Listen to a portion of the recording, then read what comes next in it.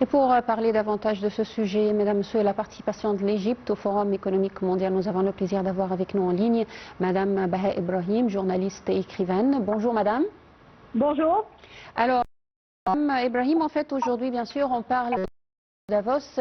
Maintenant, on parle surtout de la participation de l'Égypte.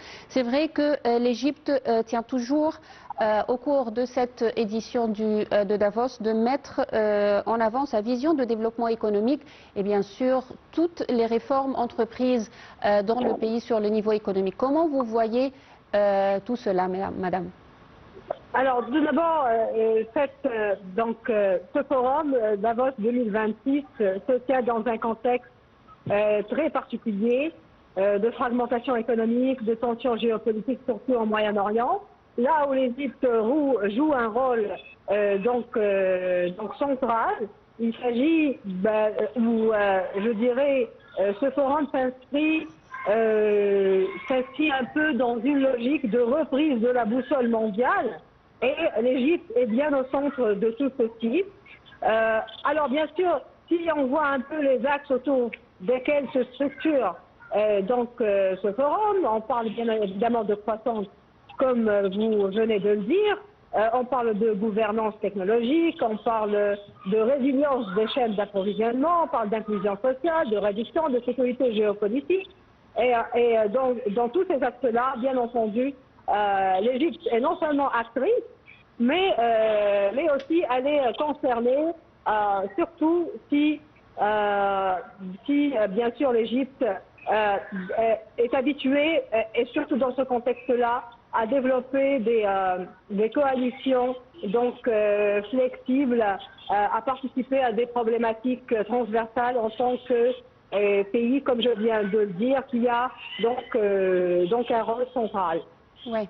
Alors, en fait, l'amélioration du climat des affaires est un point très important que l'Égypte doit exposer tout ce qui a été réalisé dans ce domaine au cours de cette rencontre internationale, bien sûr.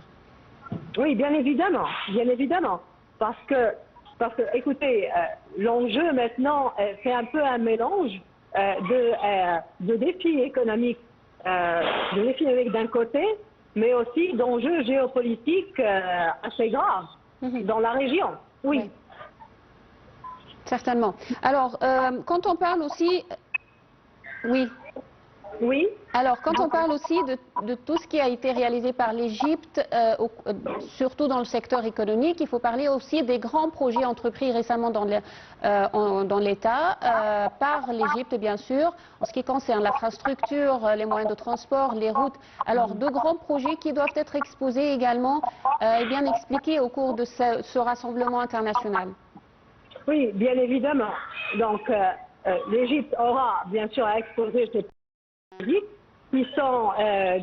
qui offriront bien sûr beaucoup plus de crédibilité au pays afin de poursuivre, et j'estime que l'Égypte est à la fin du processus, de faire la réforme économique que l'Égypte avait déjà commencé depuis maintenant à peu près 9 ans, d'accord? Donc, elle aura bien sûr intérêt à le faire, elle est sur le bon chemin. C'est une réforme qui, à peu près, vient à sa fin ou arrive à sa fin. Oui. Alors, les échanges qui ont lieu au cours de ce rassemblement, de ce forum également, permettent d'explorer de nouveaux partenariats économiques bien sûr, entre l'Égypte et divers pays participants au forum. Oui, bien évidemment. Alors, l'Égypte, d'un point de vue géopolitique, je reviens toujours à ce terme.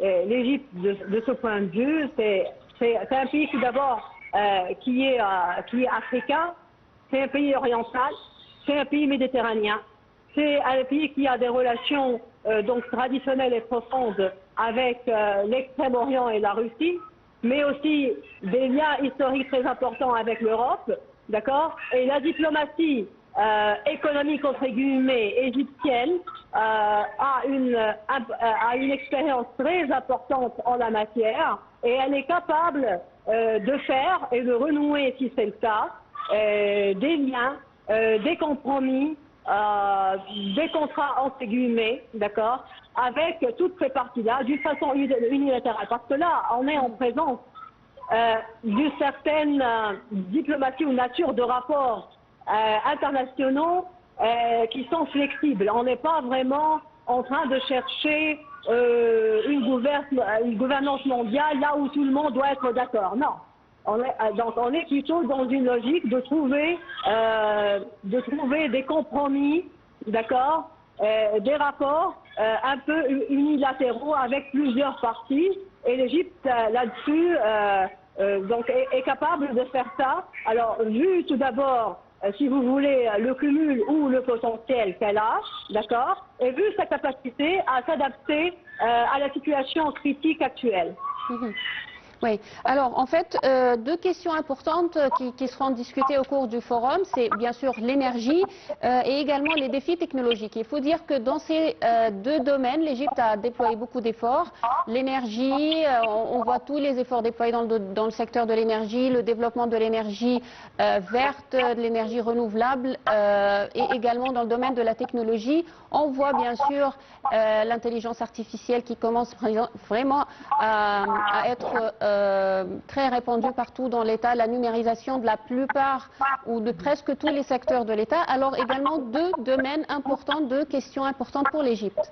Oui, alors l'Égypte a visé ces domaines-là parce que l'Égypte a visé ces domaines-là parce que, alors non seulement il s'agit de s'adapter bien sûr au cap, mais aussi on parle là de sources de croissance.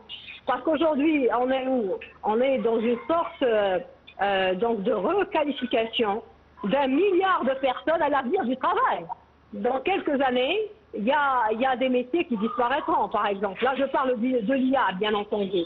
D'accord? La même chose pour ce qui est économie verte, l'économie numérique, la santé et tout ce qui est biotechnologie, les infrastructures dont on vient de parler en début de l'émission, si vous voulez, ou de l'entrevue. D'accord?